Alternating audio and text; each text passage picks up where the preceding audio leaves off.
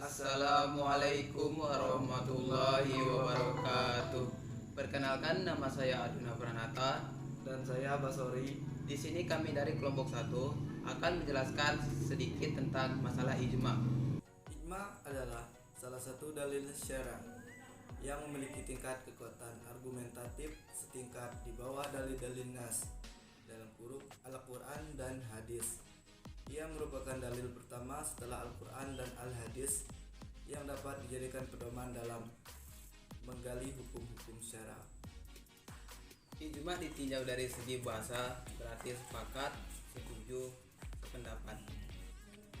Adapun menurut istilah, ijma ialah kesepakatan seluruh ulama, mustahid Dan masa sesudah wafatnya Rasulullah SAW atas sesuatu hukum syara. sebagai sebuah ajaran. Islam memiliki keistimewaan tersendiri dibandingkan dengan agama lain yang ada di dunia ini. Keistimewaan itu paling tidak dapat dilihat dari fenomena yang terjadi pada masyarakat dunia penghuni bumi ini, yaitu suatu realitas akan kebenaran Islam sebagai ajaran yang dapat diterima sepanjang zaman dan di tempat manapun juga. Karena ini boleh jadi karena Islam memiliki dua karakter yang menarik, yaitu pertama, orisinil dalam konsepsi dan koordinasional dalam aplikasi. Hal ini dapat terlihat 4 sumber hukum dalam Islam, yaitu Quran, Hadis, Ijma, dan Qiyas, yang kesemuanya banyak memberikan kontribusi bagi umat Islam. Menurut Khalaf, ijma adalah kesepakatan semua mujtahidin di antara umat Islam pada suatu masa telah kewafatan Rasulullah SAW atas hukum syar'i mengenai suatu kejadian atau kasus. Ibnu Taimiyah berkata, ijma adalah berkumpul segala ulama atas suatu hukum. Dari beberapa pendapat mengenai definisi ijma, pada prinsipnya mereka sependapat bahwa ijma dapat terjadi dengan kesepakatan para mujtahid.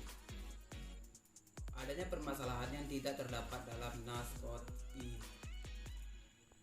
terjadi pada masa tertentu. Dengan demikian, ijma dipandang tidak sah apabila 1.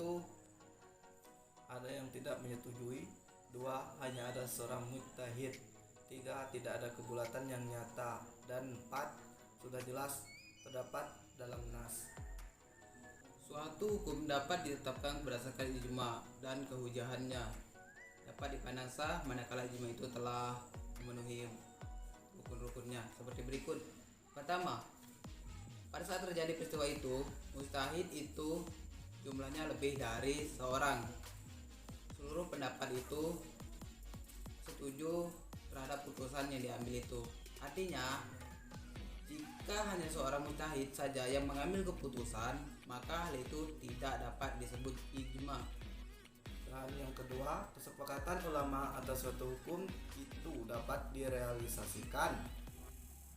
Terjadinya kesepakatan sebagian besar ulama tidaklah berarti ijma itu terjadi. Ketiga, adanya kesepakatan semua mujtahid umat Islam atas suatu hukum syar'i tentang suatu peristiwa pada waktu terjadinya tanpa memandang negeri mereka, kebangsaannya atau kelompoknya. Maka jika ada kesepakatan ulama Mekah saja atau Madinah saja atau Irak saja atau dan lain-lain, maka tidaklah dikatakan ijma menurut syariat. Keempat, adanya kesepakatan mereka itu dengan menampilkan pendapat masing-masing.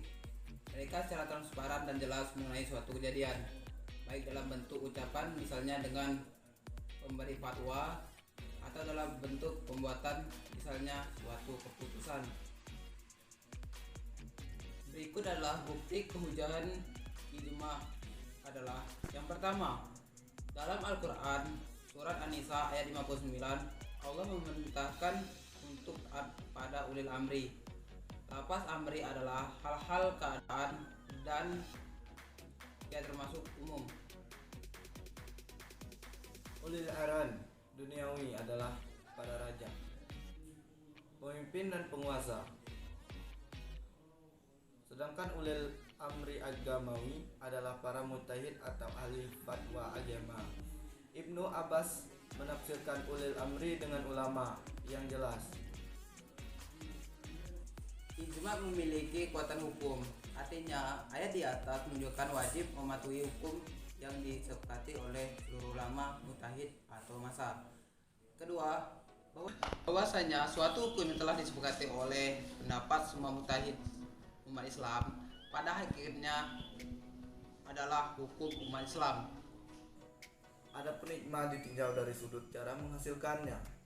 Ada dua macam, yaitu pertama ijma syar'i, yaitu kesepakatan para mujtahid pada suatu masa atas hukum suatu peristiwa dengan menimpilkan pendapat masing-masing secara jelas dengan sistem fatwa atau qadh, yaitu memberikan putusan.